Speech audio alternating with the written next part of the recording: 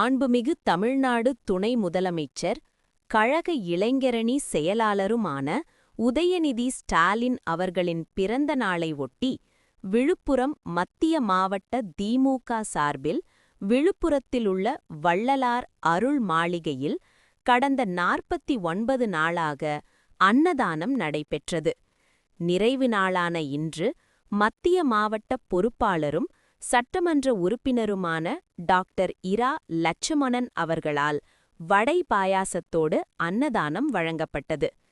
இந்த நிகழ்ச்சியில் முன்னாள் நகரமன்ற உறுப்பினர் பார்த்திபன், கிழக்கு நகர செயலாளர் வெற்றிவேல், நகரமன்ற உறுப்பினர் வசந்தா, அன்பரசு, நகர துணை செயலாளர் புருஷோத்தமன், வார்டு செயலாளர் ஸ்ரீதர், இந்து சமய அறநிலையத்துறை செயல் அலுவலர் மதனா உள்ளிட்ட கழக நிர்வாகிகள் பலர் கலந்து கொண்டனர்.